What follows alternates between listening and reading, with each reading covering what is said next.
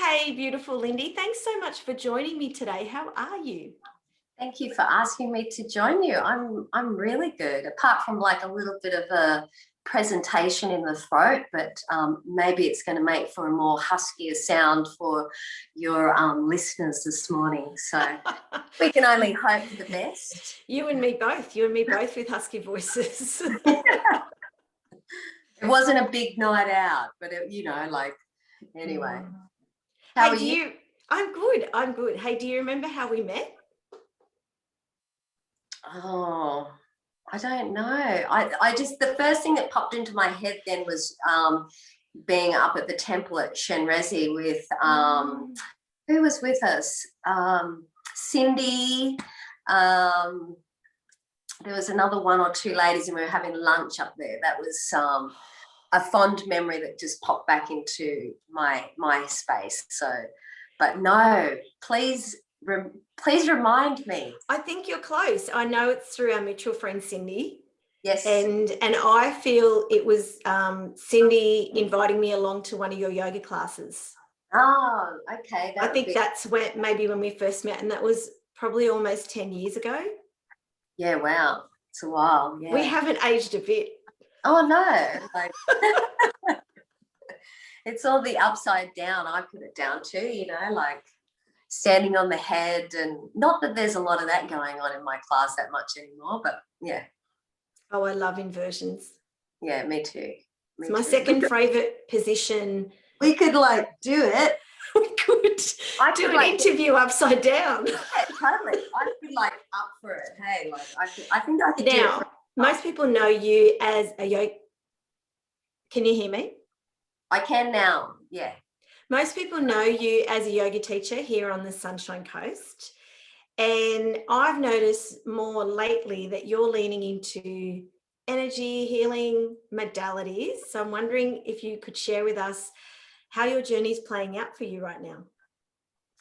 I guess I started off with yoga teaching and moving down that way purely as, a healing for myself. And I remember after my first class, my first class was like an introduction, or being introduced to myself and my body and my breath for the very first time. It was like, hey, I'm actually beyond my mind. And I remember coming home from this particular retreat that I got to experience yoga for, and I literally laid myself out on the floor, and I was like, I need to just surrender myself to be teaching people to connect with their breath.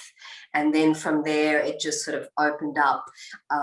Yoga teaching didn't come just it came straight away. My friend and she was teaching yoga, and I said, hey, can you set up a class for us? We started teaching in a friend's lounge. I was just a participant. I was and then all of a sudden she met a fella, and she was going to quit teaching, and we were all like, whoa, what, you can't? And something just come up from inside me and said, I'll teach us. Hadn't formally trained or anything like that. So that was where I started. And I guess at the time, financially, I looked into teacher training and I couldn't afford it. So I thought, okay, I'm just going to save up. And I think it took me about a year and a half to save up. I know that, for some people it can be, we find yoga and teaching and the money comes different ways, but I believe in the timing of things. And then I sort of embarked on training. And then with that, I just opened up a space. I wanted to bring the breath. I wanted to bring this kind of entryway in to the community. And I remember that my dad had always said to me, start with your backyard first, people in your hood, and just sort of share that love out. And he wasn't even talking about yoga at the time, but for me that seemed really simple. It seemed really safe, so I could trial things on people, and especially people I knew, so they were stepping a toe into the waters with me, I guess. And I think the undercurrent of teaching for me for a long time there has been this kind of very spiritual essence and intuitive essence that was always kind of there.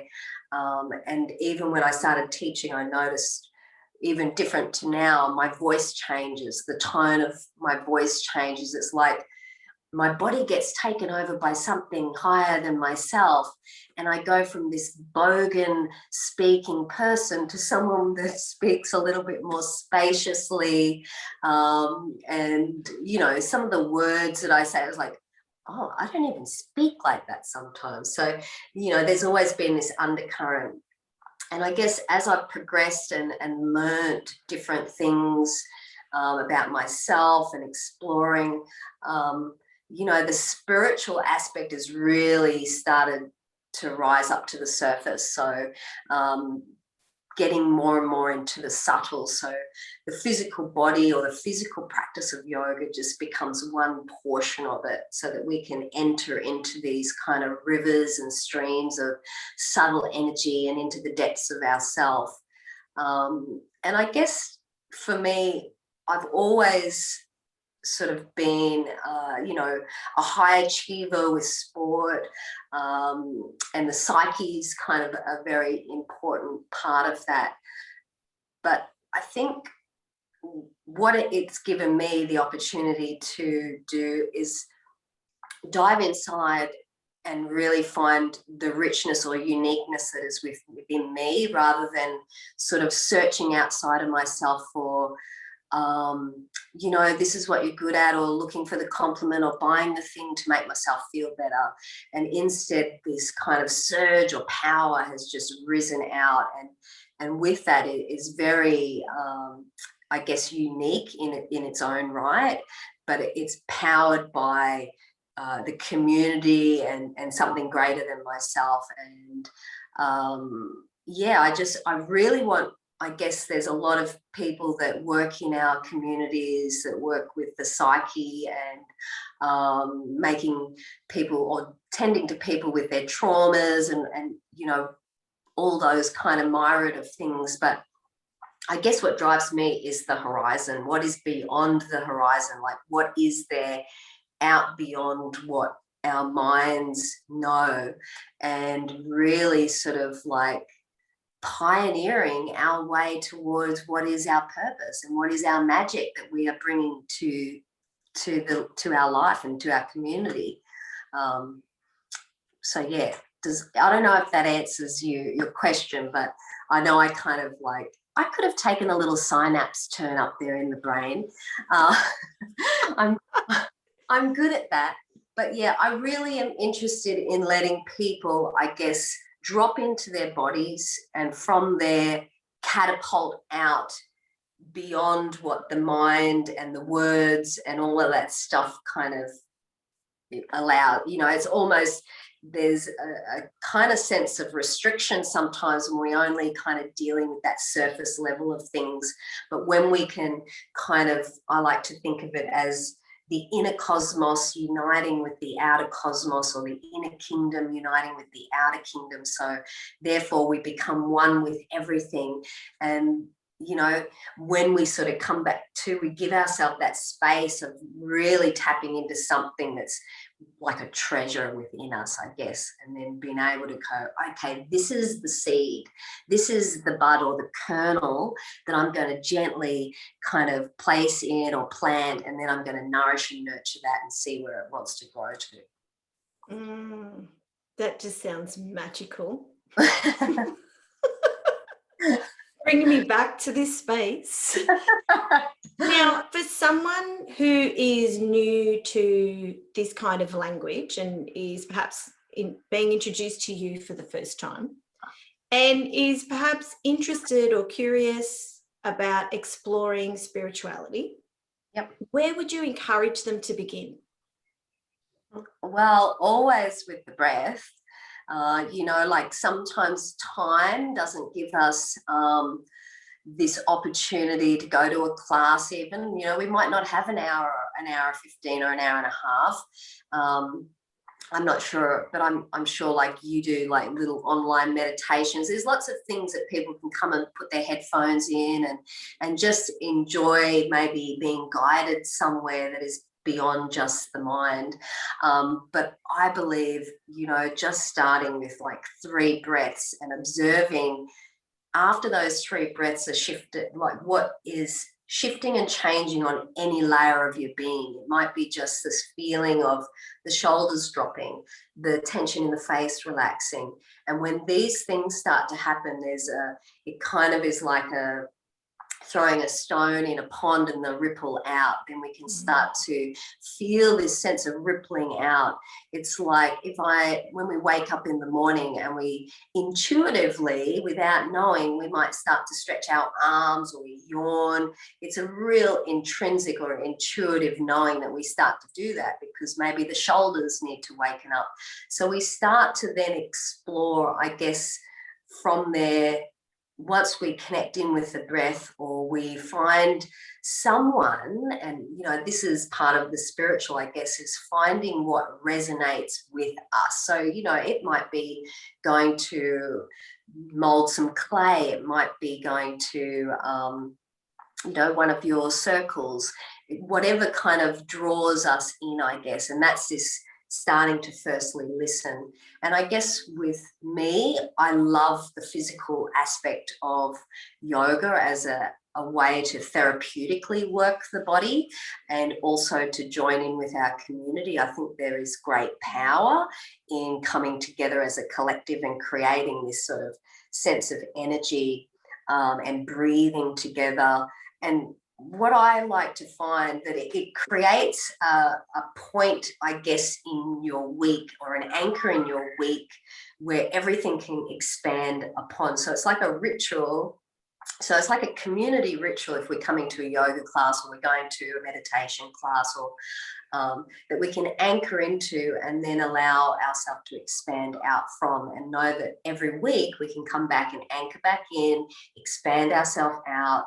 But with that anchoring, we're anchoring into our bodies.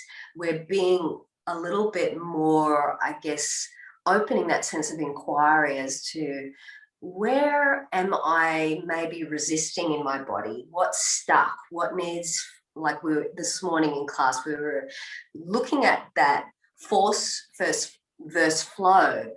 Where's that sense of flow, which can then in our bodies and trickle out to the external in our life, where things just flow and everything seems to go well.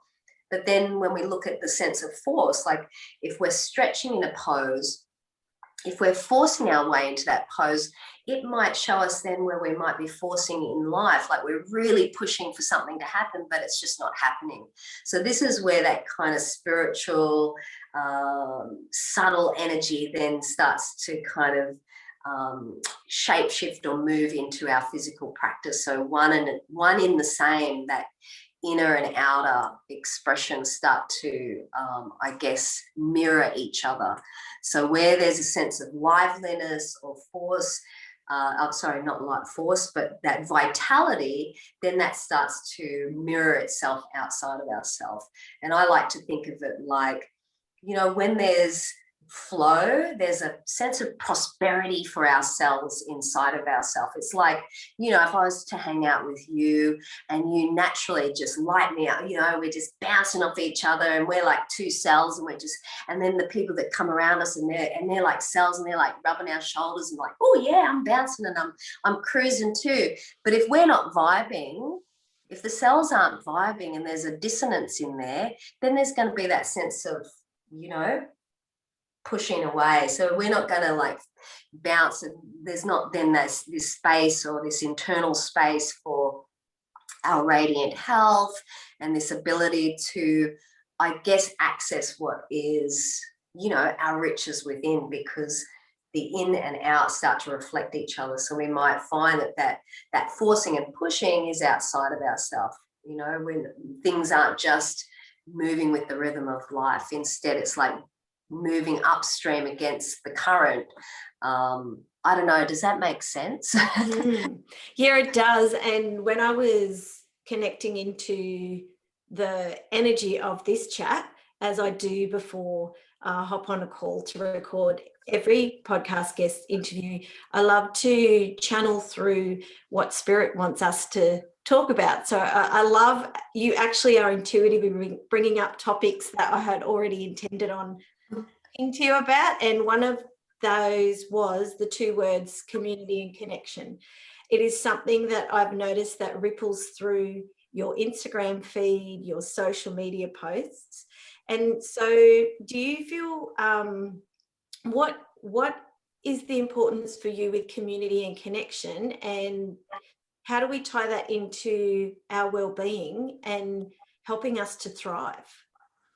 I guess when I started the studio, like before I sort of moved into yoga, like a lot of people, I probably struggled to understand who I was, what I was here to do. I probably, we've all been through traumas, adversities, all of that kind of thing. And I guess through yoga and learning that and the breath was an entryway to ultimately this experience of community. So to expand on that a little bit, as I started to build a sense of community around me, so with running the studio and making this practice accessible to others, what the gift, like this is like so profound for me, the gift that I received, that in establishing and connecting with the community outside of myself ultimately gave me a sense of connection with the community that is within me. So this sense of like, if I want to move my arm, there's a community of muscles, there's a community of things that need to happen within us to allow for that to occur. So if I'm rejecting any part of my body, or, there's no inclusivity in that. It's just like not including someone in a community class. It's like we want to welcome all. So even when we've got an injury or a sense of dissonance or dis-ease in the body, how can we huddle around it, or how can we nurture that part of the community within us to make it feel whole? Like, how can we make it feel like it's all part of the one system and the one plant or the one person, and then that sense rippling out. And within the community externally, I'm a very big supporter of looking after people in our local area, and then obviously in our local community, like small business, because I've got a small business, and I'm super grateful, and my heart is warmed when people come and enjoy my services and help my sense of community, and then the community of my family. So even if it's buying honey of someone I know that's got bees around the corner, and I know their bees have been feeding from my flowers, you know what I mean? It's like this sense of interconnection. And I guess that's all, there's this kind of, we talk about the internet and our social medias. We've got that same interconnection outside of ourselves as well. And, we do need to allow ourselves to explore that. If we're always just getting, I guess, things from further away and not understanding that the people within our communities, there's people here that are nurturers, there are people here that are teachers, there are people here that provide different things, growers, so it's about learning to support and look after that. And I think there's a great lesson in looking outside of yourself to support that community will lead you back in as well. And just like leading you in can also lead you back out. And when there's that sense of moving inward to look after the community of vital organs, the vital aspects of ourselves, we are tending to our health and well-being. We are creating this harmonious community within ourselves. And I think that the checking in, the time away from the fray, I like to call it, which is the busyness of life. And I think I saw a picture of you the other day. You were like, someone took a photo of you sleeping on your bed. And just, you know, like it's such a beautiful thing to see you sleeping. No, I'm joking there. It is a beautiful thing, but it's a beautiful thing. I love sleeping. It's a beautiful thing to see someone taking rest. It really is. And I guess when I share session with people, and my ultimate thing, I guess, for you to be able to see past or beyond the horizon is to have a really well-nourished nervous system. And for some reason, beyond my Bogan-like voice at times, and no disrespect to Bogan, like I love being a Bogan in certain aspects, but I've been gifted this voice that has a tone to it that, I don't know, it just guides people to a place beyond their mind. And when that happens, it gives the nervous system a moment to rest. It gives all your organs an opportunity to allow for them to almost remember what their purpose is. But when we're constantly doing, which is, I guess, part of what we're fed to believe in the current culture, I think there is definitely a turning there, but it's like the busyness and the achieving and the hustling, and, you know, it requires a lot of energy and a lot of inspiration. But at the same time, we have to remember that we are cyclical beings, just like nature, like the seasons, like the moon cycles. And, you know, we cycle round and we reach a peak of energy, and then we have a trough and we wane, and then we start to build back up.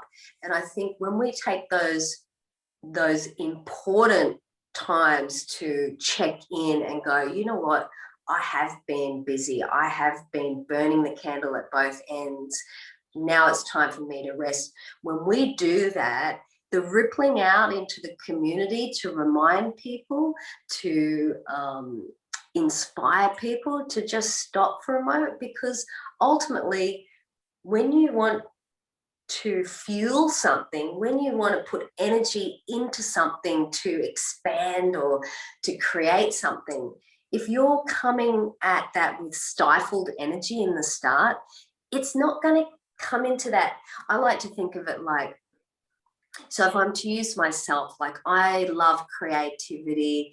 You teach best what you need to learn. So, you know, I've been gifted this voice, I guess, to teach me that, you know, ultimately rest is good, Lindy, because, you know, I come from this family of like, let's do things, get stuff done. But I get stifled really quickly. So in the cycle, it's like my energy of growing, I never get to sometimes become the full flower or the big ripe peach, because I've been pulling on all my reserves and all my energy, and I just can't quite get there sometimes. So I'm learning from myself, from what goes on with me through the reflections of what are coming back to me, to take more time out. So that's why I'm sitting here and I've got a little candle here. This is like a ritual for me. I've got like a love heart crystal. I've got some tea, and I've got like all these like little things that make me feel like this is honoring me and this space and this connection with community. And then obviously then receiving back internally. Does that make sense? Totally makes sense. And I resonate 100%. And I feel like our journeys are so similar in a way, and the way that you're articulating and expressing yourself, and especially about using your voice as your gift. You know, this is a lesson that has probably landed with me in the last couple of years, because as a young child, I like to talk, if you haven't realized. Hence I have a podcast show. And I remember being told to be quiet all the time. And only through this healing work did I actually discover that my voice is here to use as my gift to use in this lifetime, and I need to honor that. And it was, interestingly enough, I had my first meditation circle on the weekend, and I noticed just in the faces of my guests how they looked compared to when they walked in the room to when they woke up 40 minutes later, completely transformed. Like, can I just say something while we're here before you move on? Like, as I don't know about you, and tell me if you totally agree, but it is, do you reckon it is like looking at like a baby's eyes, like purity? Like there's just this sense of innocence that comes, and that's like one of my most favorite things to witness at the end of a session. I see it in my daughter Giselle's face when we come to your yoga classes as well. And when she wakes up after Savasana, and that complete sense of relaxation that just takes over her.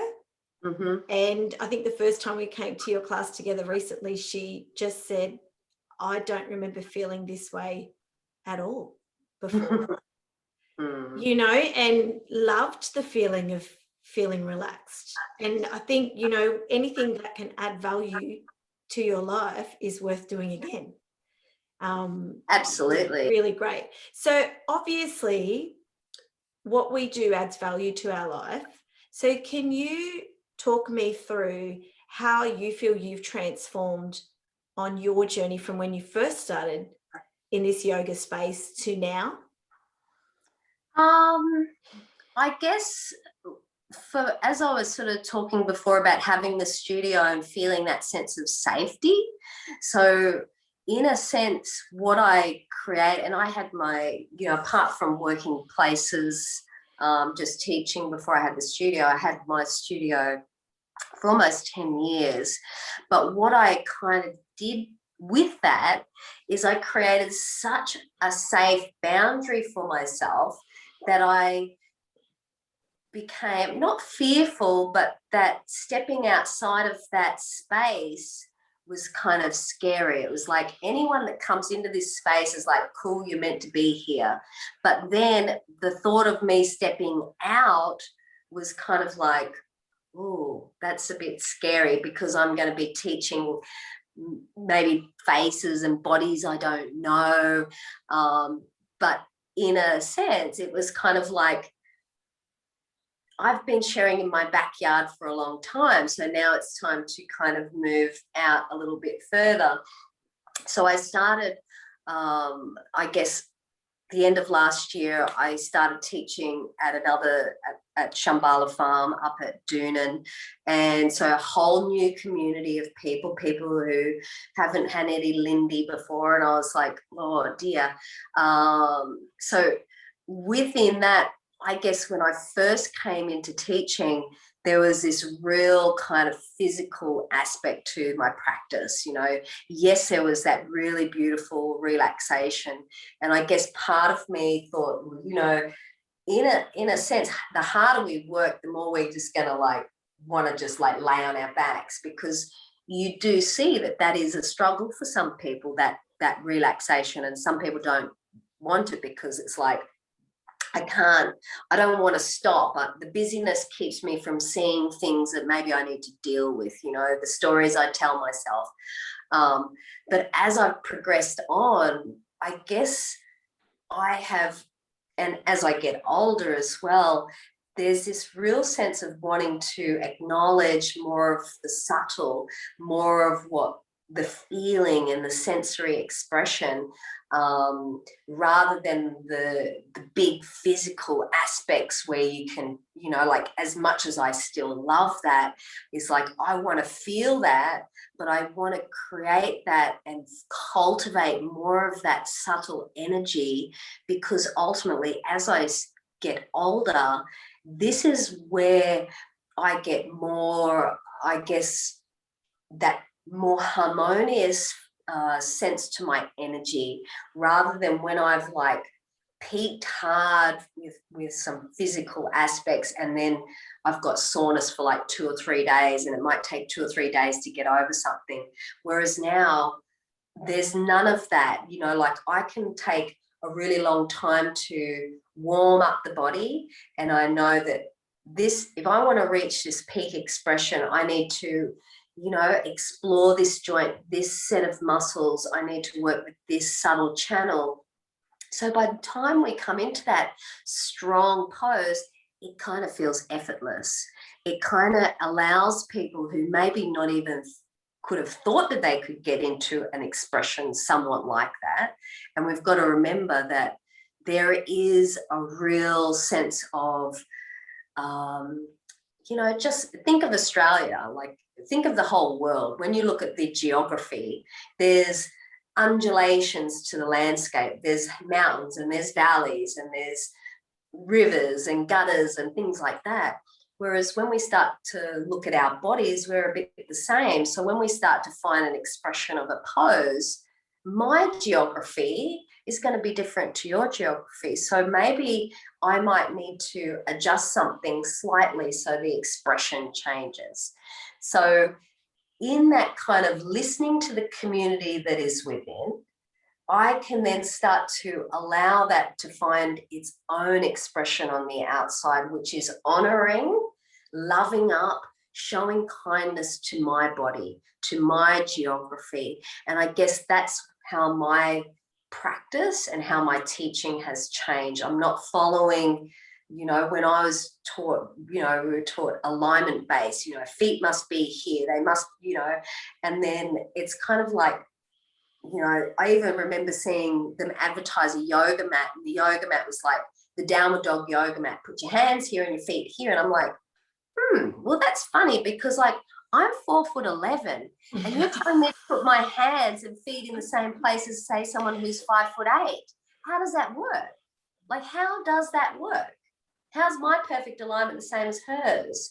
So if we start to come back to the intrinsic feeling of looking after our community within, we might find that maybe those hands and feet expression on the mat might start to look a little bit different because of the way they express. So this is how my teaching, I guess, has kind of guided me more and more towards yoga therapy, more to even the you know, I was away on holiday recently and we booked a place and it was owned by a yogi. And when I went in, there was like these shelves and shelves of like yoga books and astrology. That was all that was there, yoga books and astrology. And I was like, first of all, I was like, oh, this is exciting. I'm just like going to sit here and just going to read. And then I was just like, I had no connection with the yoga books. No connection with the yoga books. The astrology, I was like, oh, this is interesting. But I've really found that as I've been practicing and I've been studying more of the subtle and the energetics, Chinese medicine has started to rise forth. It is like the language that speaks to me, the poetic wisdom that runs through the different points and the pathways of energy. So this is how it really has kind of changed for me.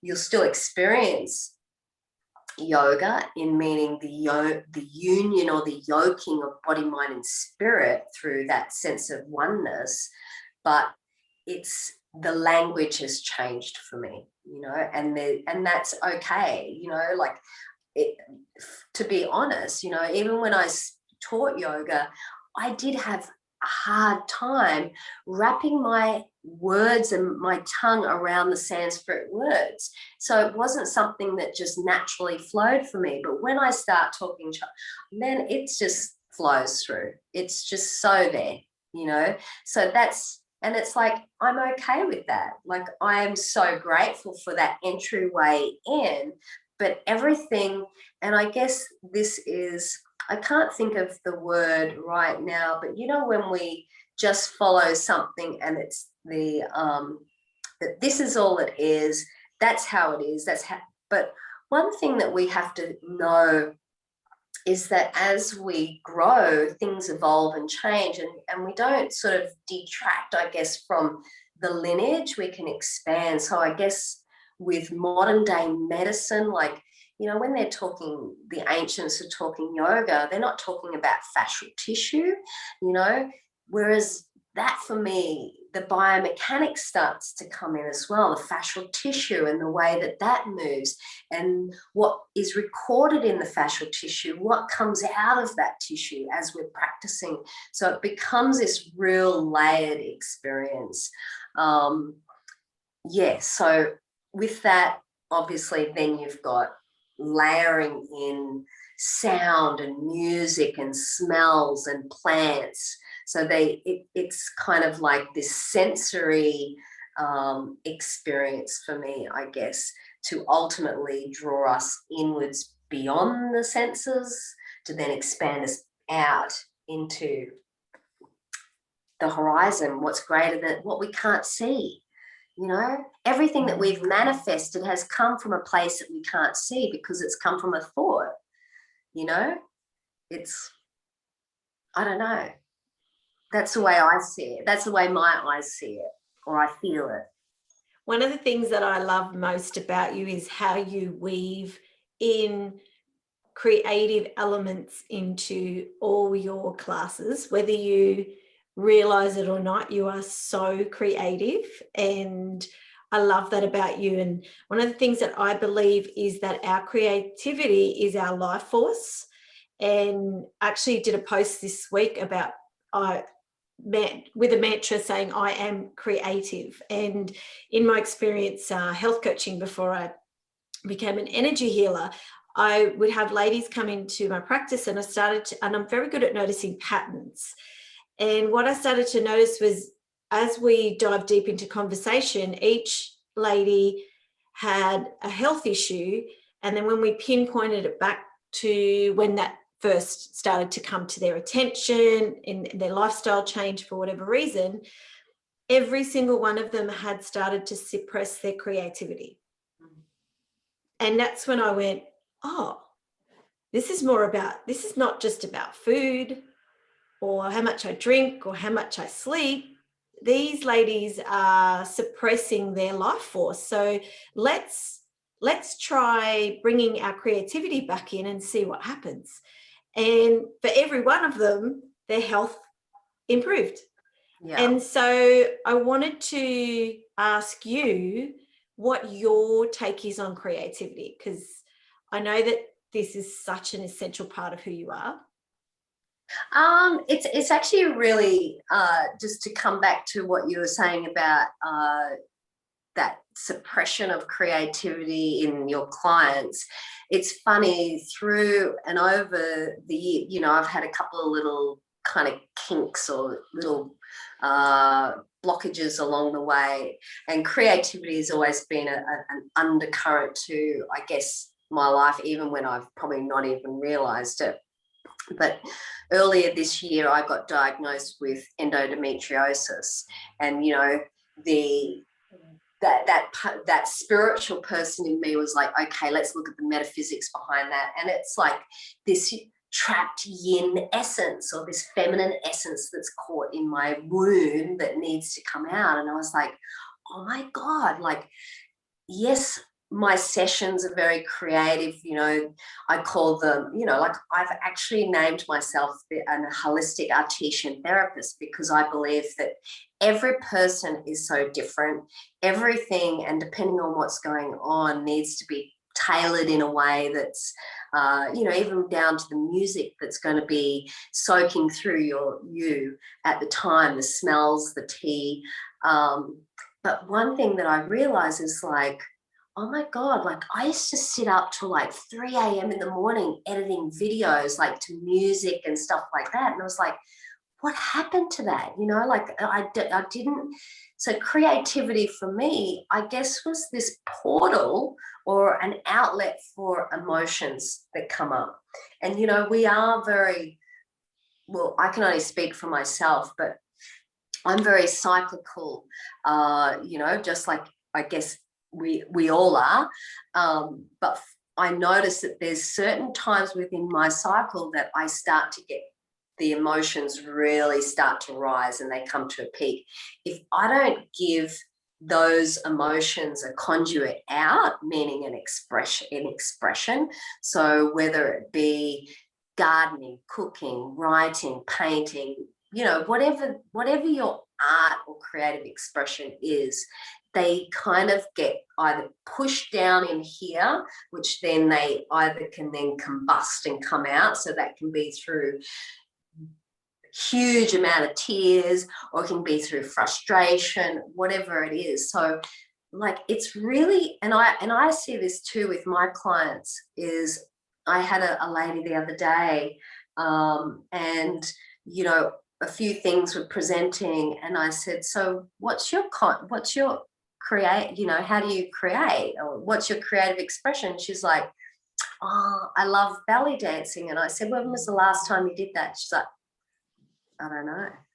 And I was like, you need to do, because there was a lot of pelvis stuff going on for her. And I'm like, you just need to kind of like move your pelvis and, you know, get that energy flowing through. And I guess, you know, for some of us, we're not dancers. For some of us, we don't paint. It might be that you know, grow things. You love flowers. You make bouquets of herbs and give them to your friends.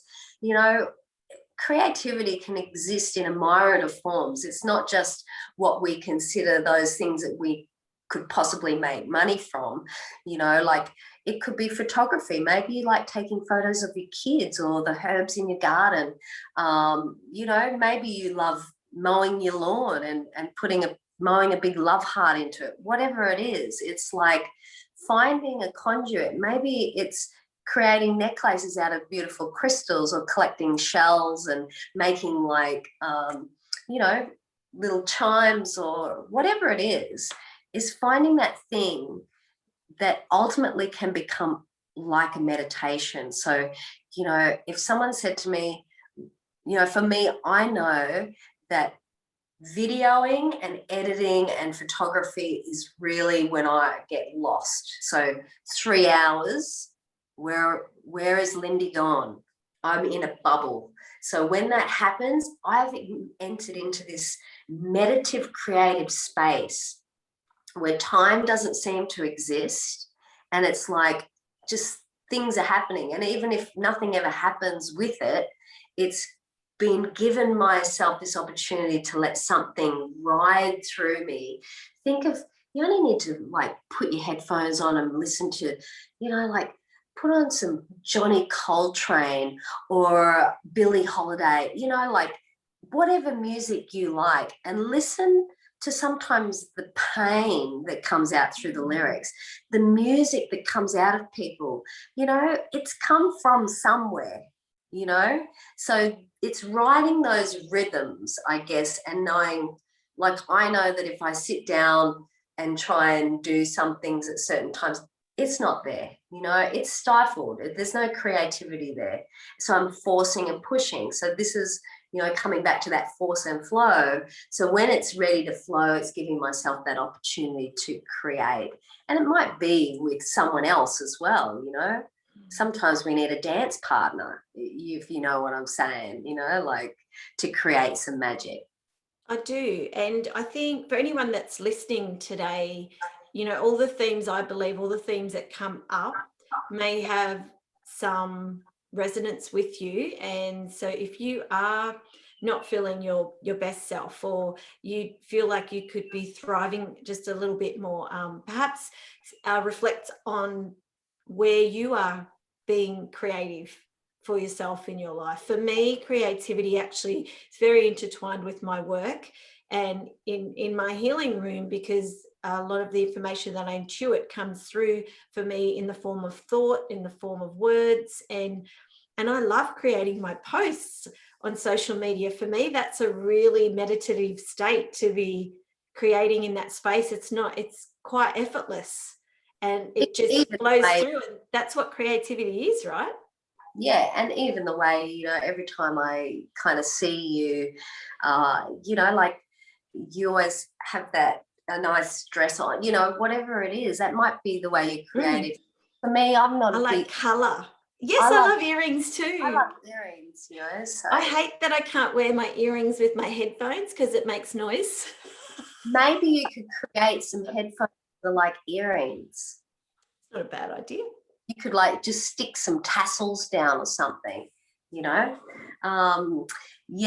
think that there's definitely something that we can find in ourselves that we can create or express and find a sense of joy, I guess, from that. And just it can be something so simple. Maybe your creativity is going to create some beautiful eyeshadow makeup, whatever it is, we have got gifts and abilities within us. It's just giving ourselves the opportunity to connect into it, I always love to touch on the topic of self-care when I'm talking with healers, and I'm still finding out for myself the balance of giving and receiving. And as healers, we are natural givers. And so I wanted to ask you, how is that balance for you in your life? Like, how do you balance that so that you're still filling up your cup, so that you can give in the way that I know that you want to be able to?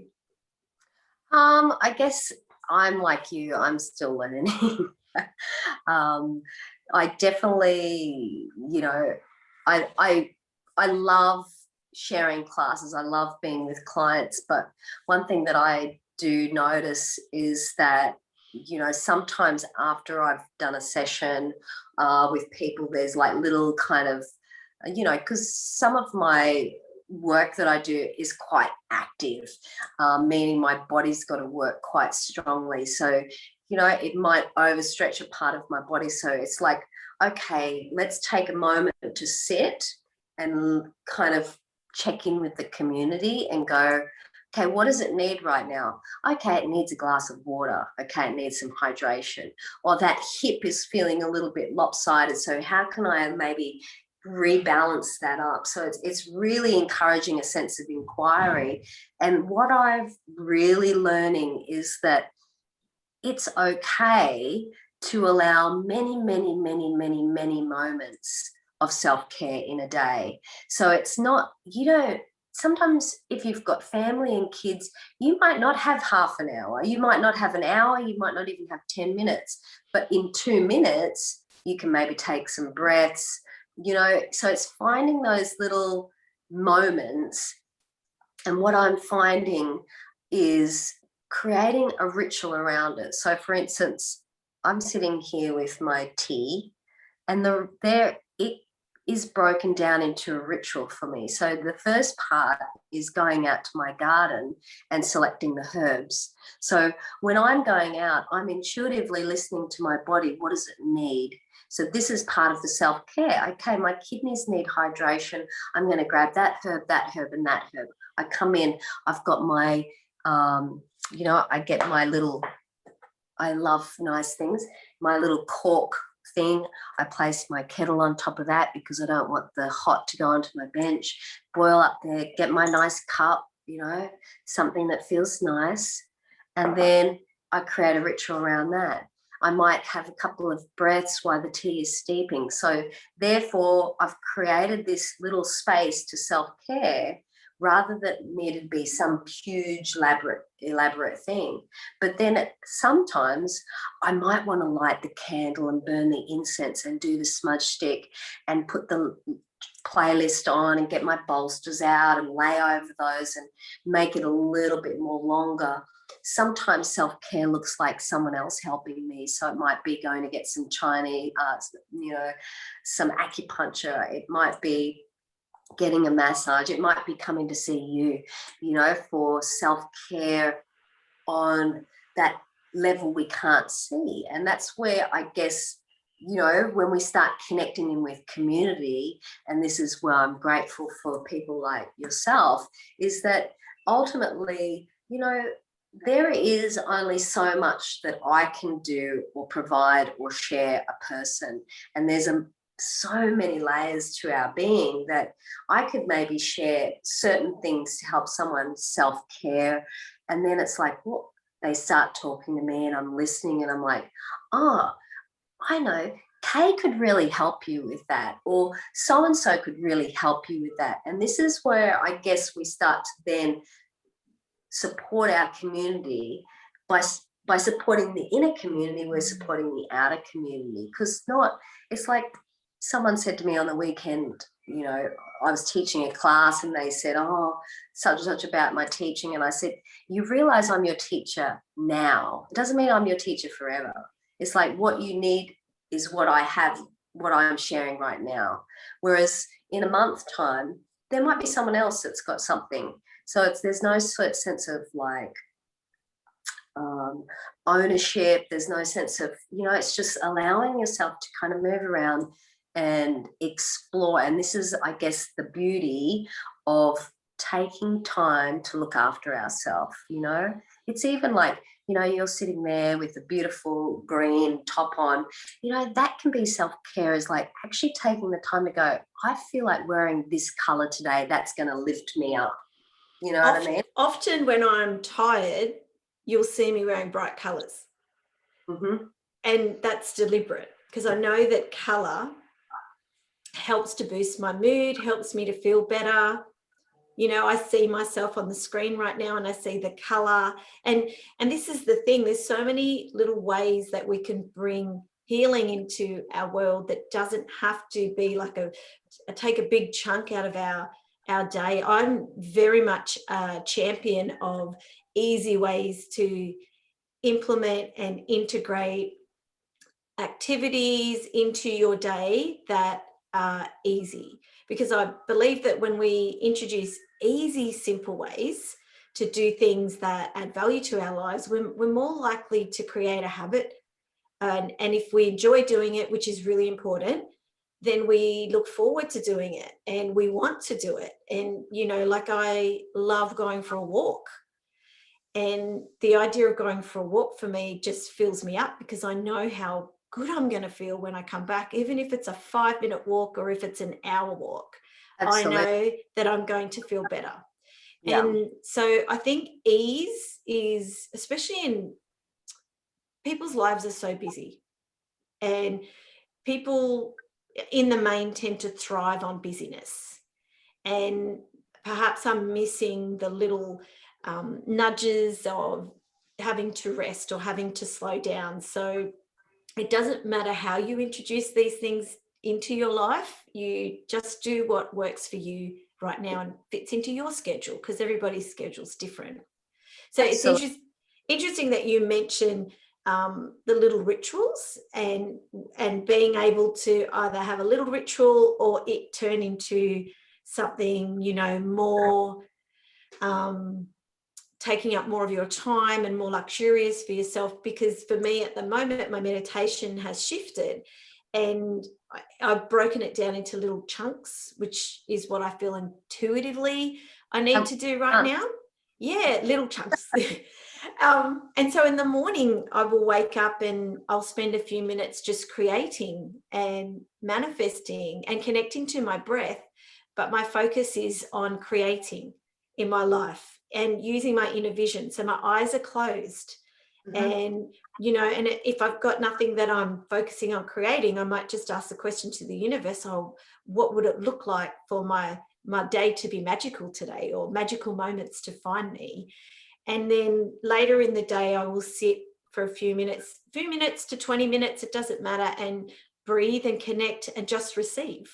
Mm-hmm. And just connect with my body. And then when I go to bed, I will communicate with my spiritual support team, which is important very much in the work that I do.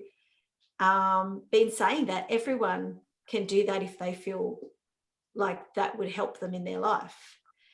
I think too, I've brought this up a couple of times with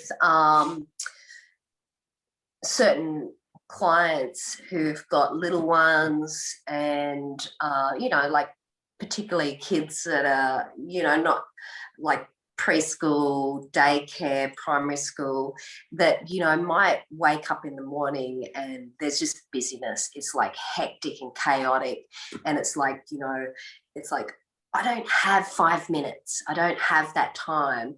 And one thing that I've found that's like magic, and this is what I used to do when my daughter was young, is the power that you have when you're in your car as well. So you take your kids to school, and so then you've got this time between the dropping the kids off at the school and then wherever you need to go to. This is like the potent time in your car for transitioning to where you're going. So even once you drop the kids off, you might, you know, there could be a number of things that could happen. You could go and park your car up somewhere next to the beach or a park and look at the trees and take a couple of breaths. You could put a really good soundtrack on and just like be like charging yourself up, or maybe a podcast like this one and listening to that. Like, so knowing that in these little pockets or spaces of time, you know, we can utilize that in a really intelligent way without thinking that meditation needs to look like this specifically. Like, as you say, we're just taking the chunks. Like, you might only be in your car for 5 minutes, but you could play one really good song, or you could listen to a potent, you know, like, how is it when you, you know, you might just hop in your car or sit down and just like the most powerful thing you hear, like just some words just come in, you're like, boom, it just lights you up. And, you know, like, that's what I find even like with a podcast that you're kind of listening to in the car as you're driving. And then, you know, like, it might take you many drives to get through the whole podcast, but each time you get in, it's like, oh, Kay's just talk about, you know, this is championing, you know, I'm that, you know, like da-da-da, and just like, boom, that's really cool. So then it creates this sense of inspiration and illumination. And I think anything that can illuminate and kind of wake things up is really powerful. And to not, you know, like, ultimately we want the internal environment to prosper. So when we're focusing on, you know what, your kids are not always going to be, it's not always going to be chaotic in the mornings. It's a time, it's a cycle. And yes, it might be a longer cycle for some people. But, you know, like, my daughter's nearly 21. And yes, I've been through that cycle. But, you know, it's honouring the cycles even in that part as well, you know, knowing that, you know what, I love being a mum right now, you know, and going, I'm embracing this moment. I don't need to be winning over the world and becoming a whatever. Like, there is time to do all things. And sometimes just being a mum, you know, when we are listening, even to our kids, I remember Georgia, she'd be like, mum, mum, mum, mum, mum, mum, mum. And you'd be like, oh my God, what? And then, like, literally you'd walk over and they'd just point to a word on a page and you'd be just like, poof, like. But if I had disregarded her, and this is the thing, is we're so quick to want to move on from our children whose pineal glands are so open and they're so creative, but yet we, you know, like, there's inspiration everywhere. And if we 100%. if we give ourselves the time to actually enjoy where we are in that moment and not wish it away, that we might find that there's some valuable treasures in those things that then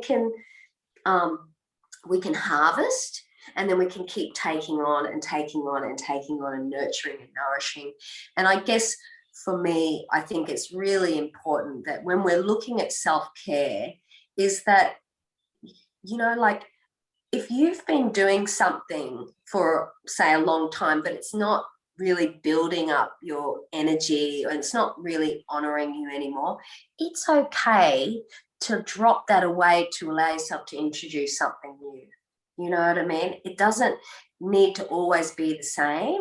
You can be as, you know, bringing that creativity in. You can be as creative as you like. Like, as you say, it might be, you know, you might go from doing a meditation that's more formal and seated to a meditation when you're walking and being aware of the sun on your skin and the breeze and the feeling of the sand under your feet. Same, but different, you know? So it's just taking those little bite-sized morsels to chew on, and then when we become more present through our whole day, rather than present for maybe just one portion of it because, okay, we allocate just that. Whereas we become more present when we might be cooking our dinner and, the carrot and the colour and it just starts to seep into all parts of your living. And I think too, if you know that you can bring joy into every moment, if you want that to happen, whatever you set your intention on is going to be created. So if you think, oh my God, what am I doing here? I don't want to be here. They could think of 100 other places that I want to be. You're already setting the intention to have a not so great experience.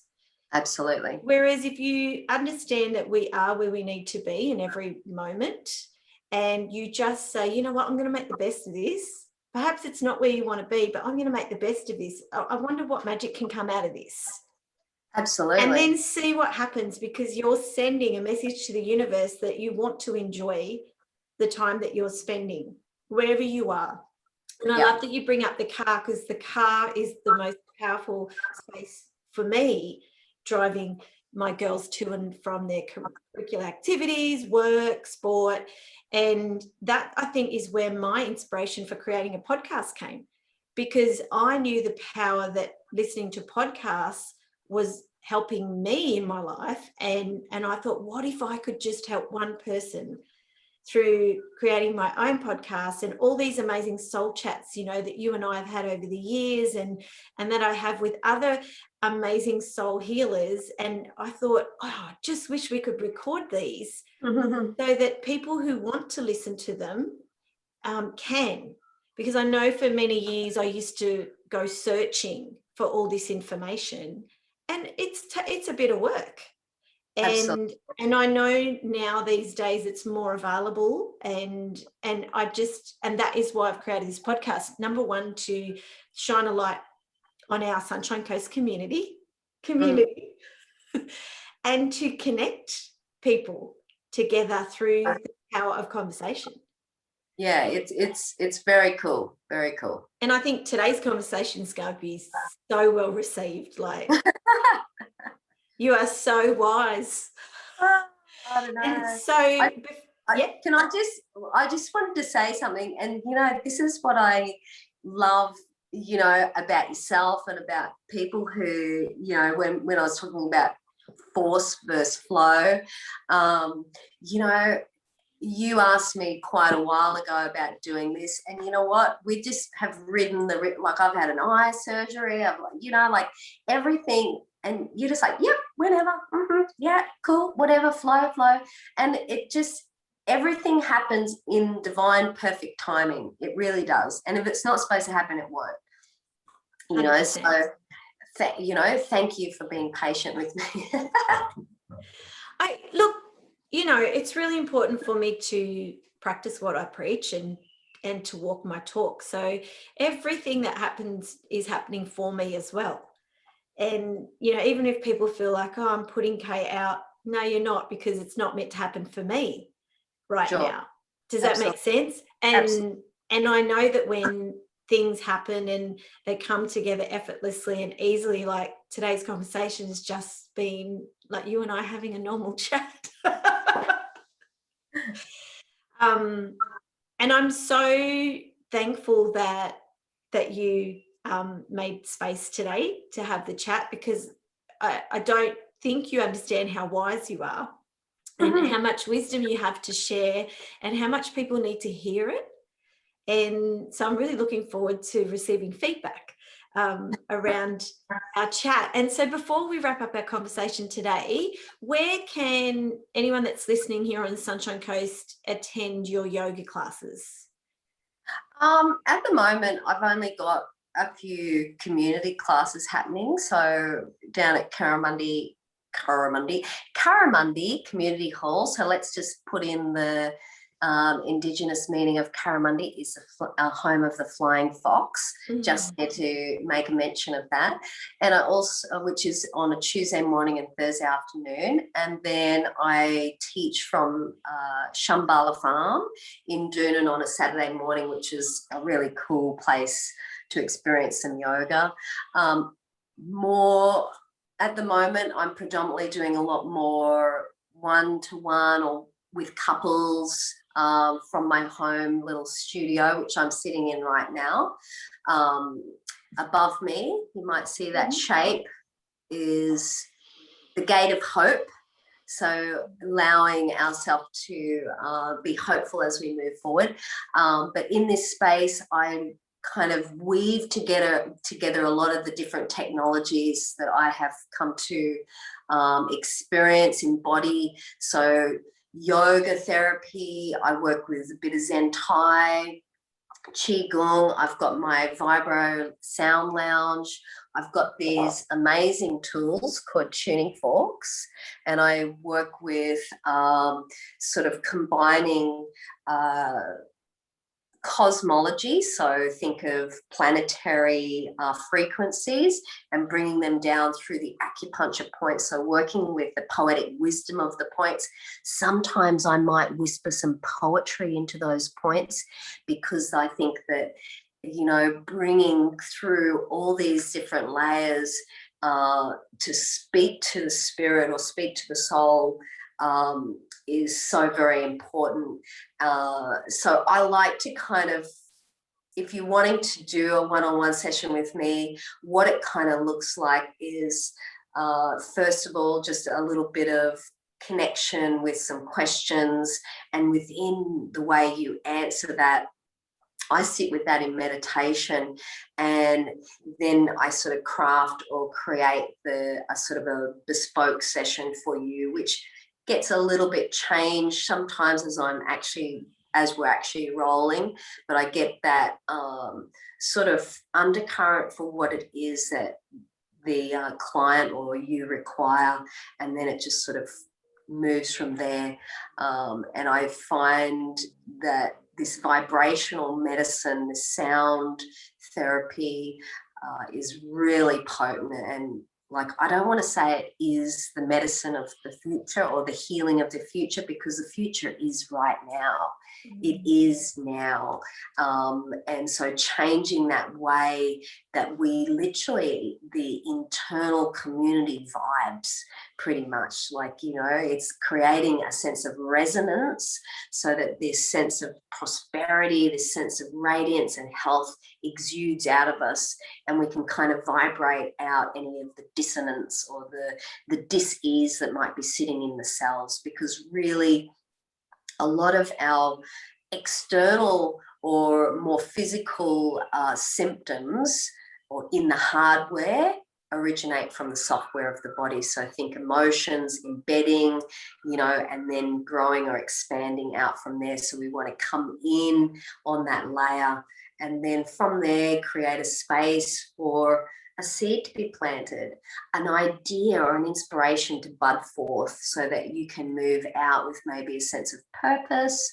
And, you know, like sometimes if you're lucky, you might get a little tasting of my humor, my one-liners. It does happen. Sometimes I like to add a little bit of the quirk in there. I love couples stuff as well. So just wanted to touch briefly on that, Kay, is that, you know, as women, we're tending to our health and our radiance and raising our vibration, but we need to also encourage our men as well. And, you know, what better way than to unite with each other and learn how to tend and care for each other, listen to each other on a level or non-verbal level as well, so we're feeling and sensing in. Yeah, that's pretty well it. No, I've had the opportunity to have a healing with you, and I remember saying to you, I slept like a baby for 3 days in a row after my healing.